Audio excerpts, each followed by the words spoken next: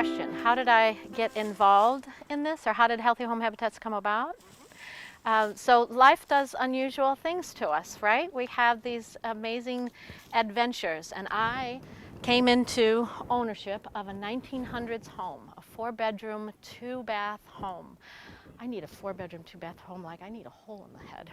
And I happen to be a person who is very committed to finding ways as Americans to live with much less environmental impact than what we are doing right now. I really truly believe that our lifestyle has caused the tremendous destruction throughout the entire world.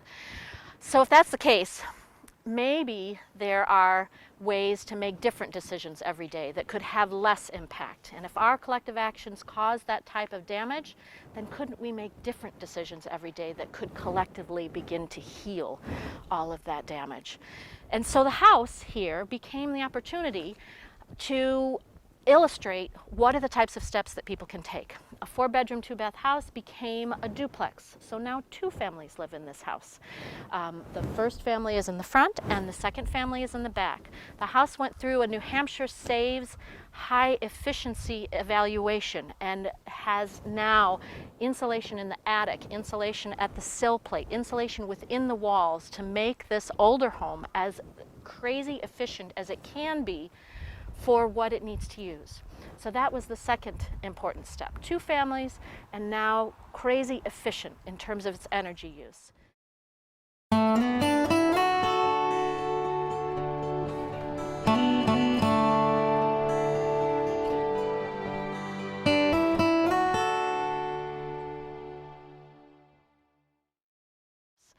So I pay $14 a month for the last 2 years for electricity, which is 80% of my heat. Feed it back to the grid, or do you It feeds back to the grid during the summer. I don't have a battery pack, so if the whole thing goes down, I go down too. But from an efficiency standpoint, I used a half a tank of oil this past year, and hopefully I'll do the same thing this year. So that, along with lots of other things, you can see my laundry hanging there. I have things inside and outside, and all kinds of other measures that have been taken that really allow for dramatically less impact on a daily basis. So it's kind of fun to share that with people. Well done.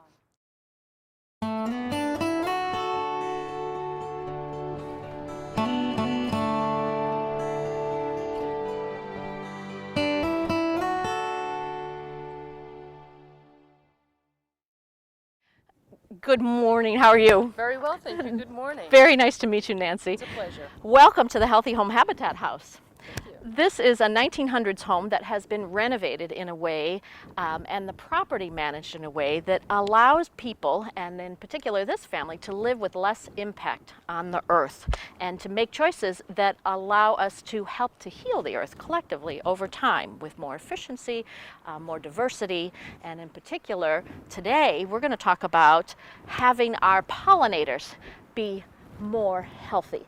We have reason to know that our pollinators are under very nasty distress because of the lack of the amount of available locations where they can have plants that they can derive nectar and pollen.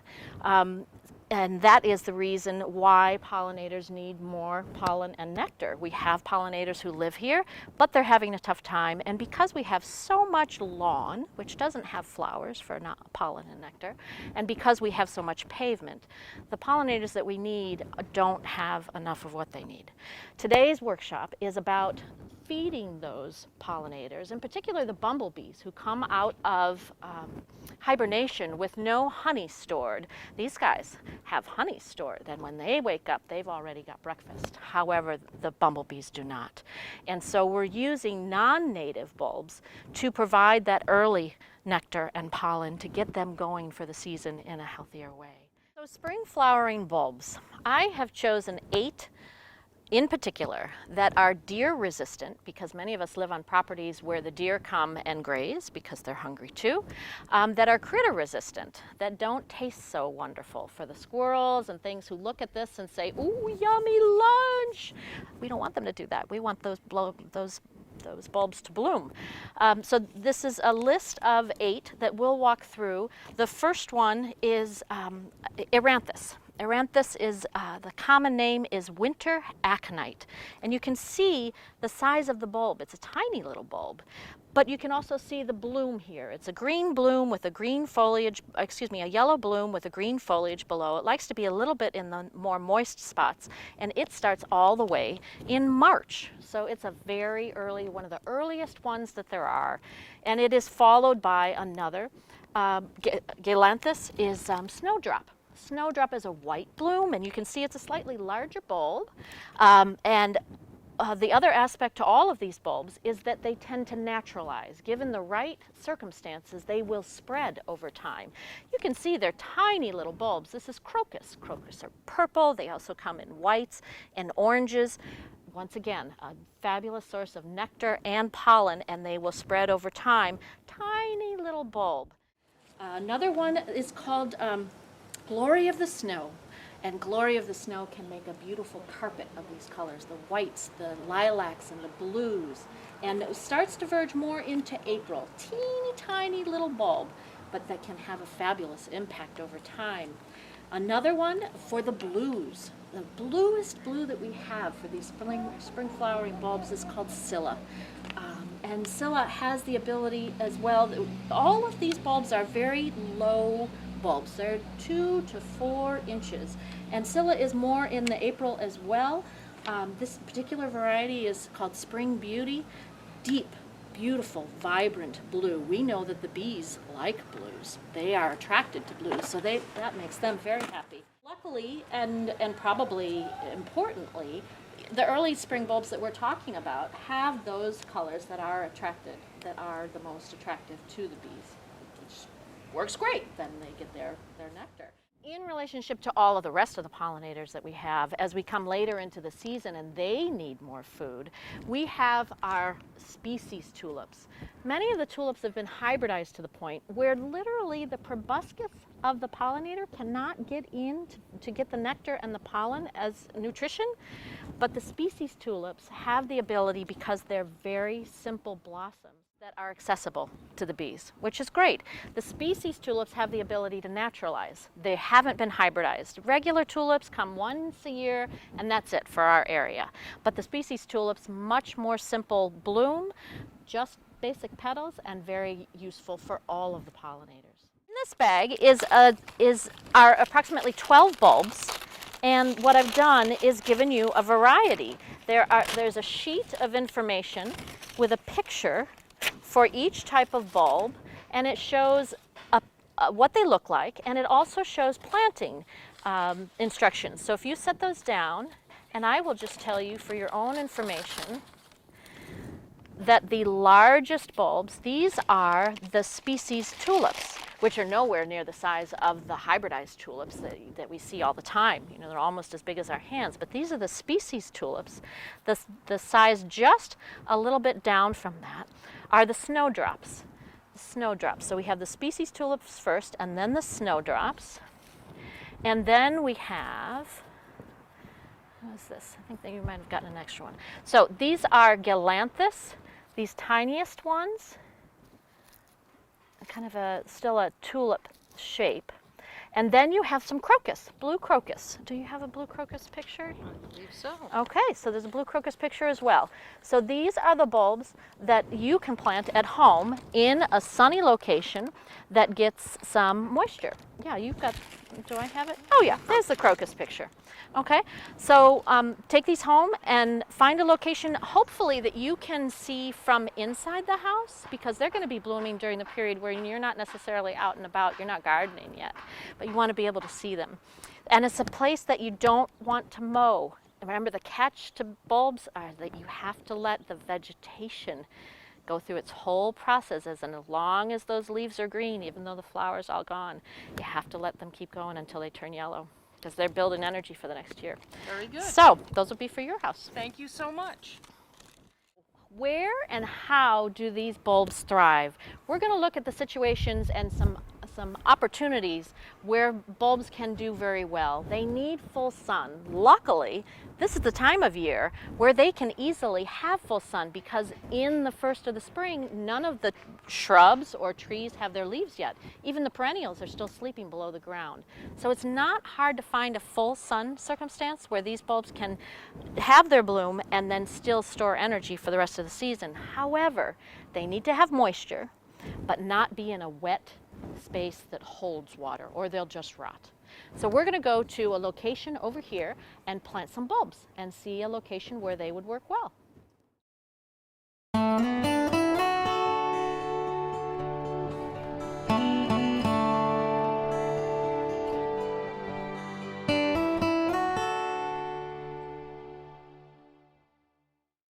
We are in an area that is a perfect example of how a particular space can be good for planting bulbs, even though you wouldn't think so. So right now we have shade above us. We have a maple tree and we have a dogwood here, but in the early spring, there is no vegetation. So it would have full sun and it has a decent amount of moisture in this particular location.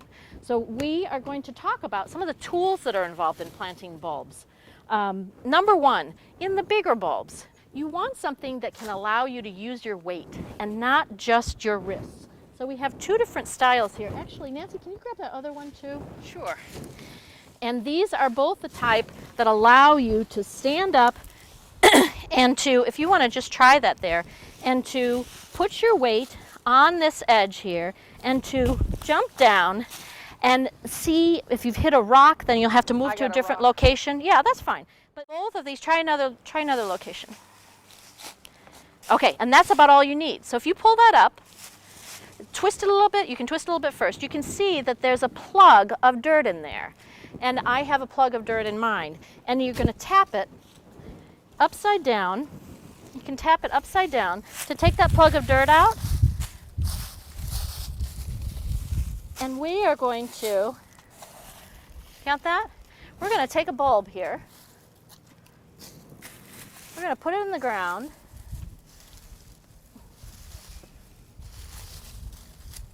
Actually, mine needs to be deeper. I've got this, you can see I've got a little piece on here that decreases the depth. Actually, can I use yours? I don't want to take this off right now. So you're going to put that bulb in the ground with the roots facing down, because we want the roots to go down and we want the tip to grow up. And then you're going to put that plug of dirt back down on top of it. Oh, I've got a root here. That's what I've got. All right. I'm going to twist this to get this out. Take this plug of dirt, because I want to use that again.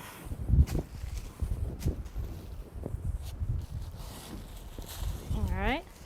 Set that to the side. Take the bulb, put it roots down, and put this plug of dirt back on it. Our purpose is, and for me to make some sense out of the design basically that we're creating, we're going to put a flag as a piece of metal with some plastic on the top right at the location where we put this bulb.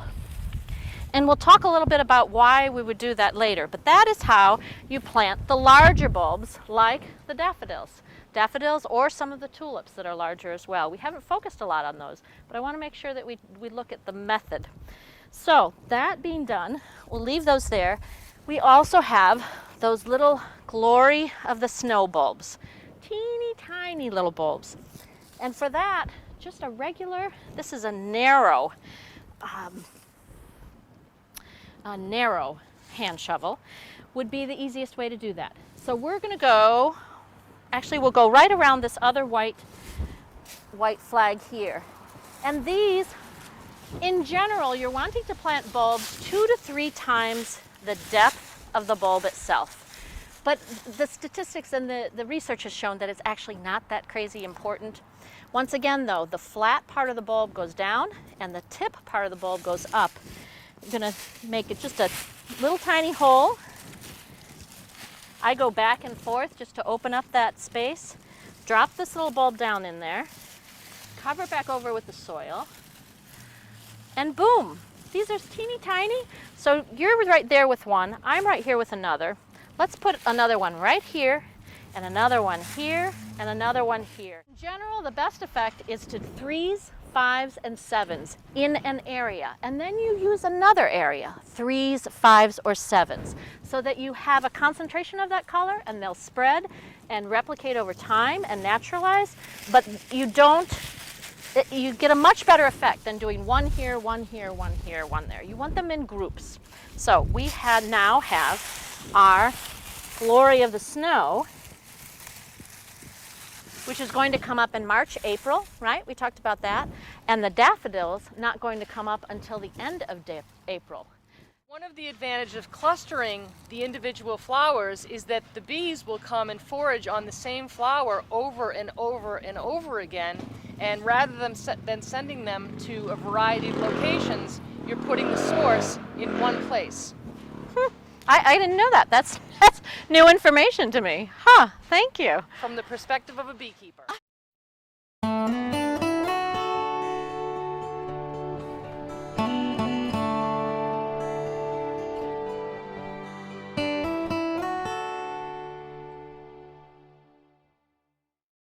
One of the wonderful opportunities that Healthy Home Habitats tries to encourage for residential homeowners is the fact that we don't need grass, or we can have grass, but that there are lovely other plants that can help us to build healthy soil, that can provide color every year, that can provide habitat for all of the pollinators, as well as all of the insects that feed our lovely songbirds.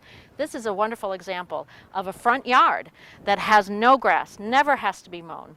And we're using the spring flowering bulbs to extend that beautiful season. Here we have all different types of ground cover, perennials that bloom throughout the season. These are normally hosta that are thigh high, and these, at the moment, these particular colored flags represent different types of spring flowering bulbs that will show up in sequence starting in March. Normally the perennial plants don't really start until late May, June, but the orange flags in this case represent the scilla, that beautiful blue blossom that we talked about earlier, so that those pollinators, not only the bumblebees, but all of them can find their nectar and pollen. The pink flags are for crocus that come just a little bit later and tell me where those colors are going to happen.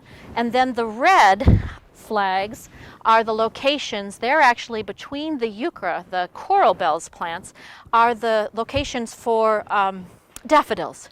Now daffodils are not pollinators' favorite plants, but they'll use them if they need to, and we're looking to have backup sources. That's one of the things that we're looking to do here. So it offers a wonderful way to lengthen the season of perennials, to enhance a home and communicate to other people all the different things that you're doing as a homeowner to help our local ecosystems.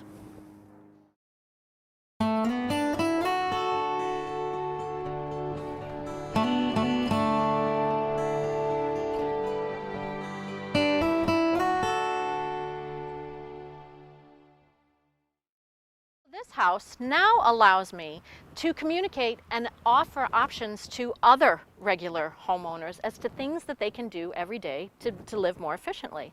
As a landscape architect, I obviously started on the outside, and now I help to design diverse, pollinator, abundant, healthy, regenerative gardens.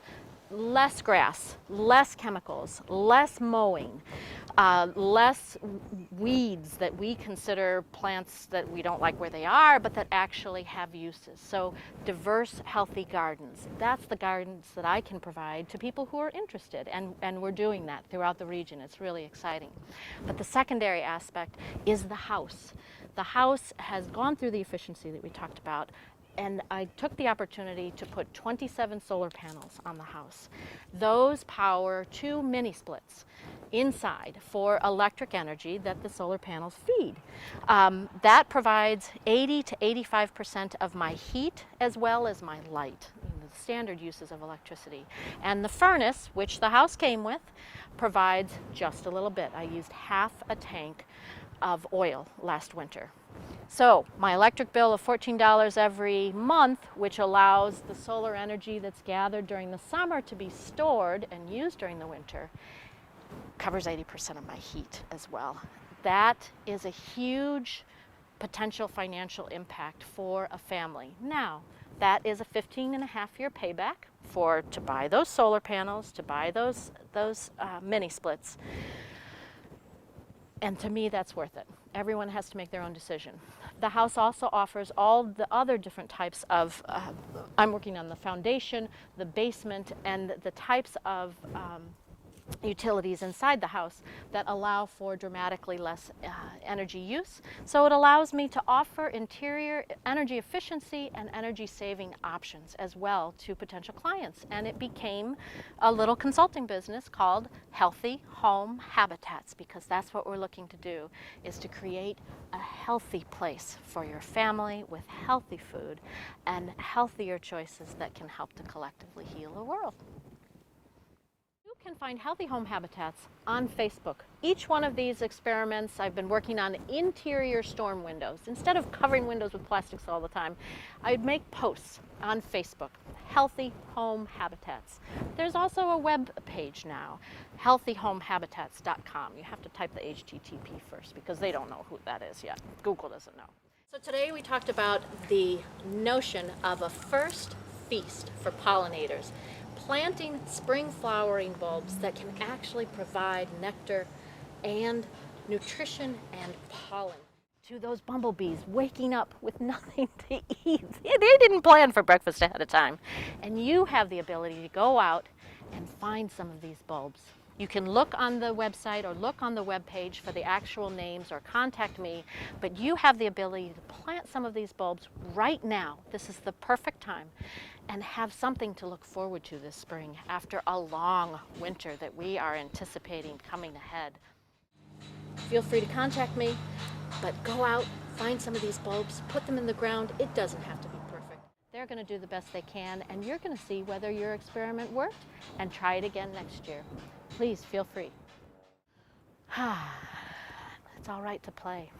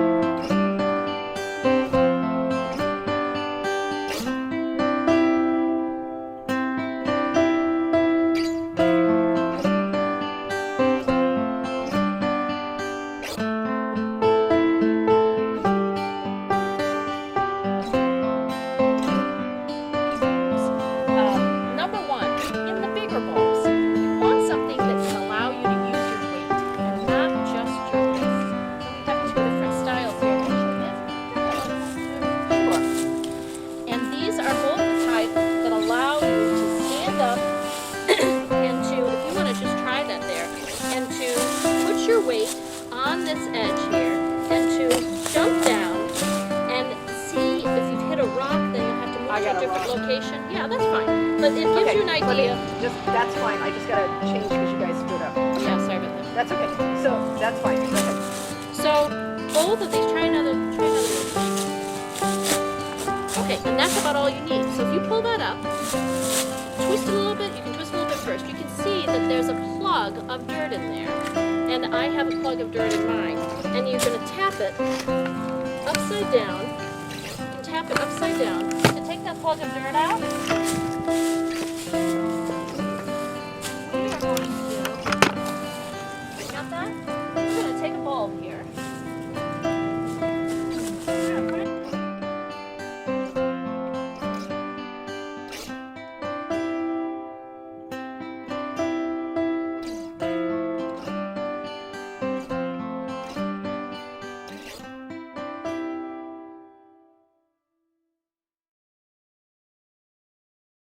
going to come up in March, April, right? We talked about that. And the daffodils not going to come up until the end of April. And so we'll talk just a little bit more about the sequencing in a minute in another location. Okay, so what I wanted to tell you too is, Nancy, you could chime in on that, because when we plant things for pollinators, like you were saying, 3, 5, and 7, everything is in mass. Never one here, one there, because the pollinators will go out. Like, say one bee goes out, that bee is going to go to all monkshood or whatever. It's going to go to all He's going to do crocus. his dance to say go Only- to the monkshood. Exactly. And they're going to bring back that one kind of pollen and only put that pollen in that one place. So in a hive, you're going to see all different colors, Oh, but that's why it's interesting. not all like mixed. It's Interesting. yellow and brown They're and purple. harvesting. Well, you must have seen that when you went. Where did you go traveling? Yeah. Oh my gosh, that's interesting. Normally, the perennial plants don't really start until late May, June. But the orange flags in this case represent the scilla, that beautiful blue blossom that we talked about earlier, so that those pollinators, not only the bumblebees, but all of them can find their nectar and pollen. The pink flags are for crocus that come just a little bit later and tell me where those colors are going to happen. And then the red flags are the locations. They're actually between the euchra, the coral bells plants, are the locations for daffodils. Now, daffodils are not pollinators' favorite plants, but they'll use them if they need to. And we're looking to have backup sources. That's one of the things that we're looking to do here. So it offers a wonderful way to lengthen the season of perennials, to enhance a home and communicate to other people all the different things that you're doing as a homeowner to help our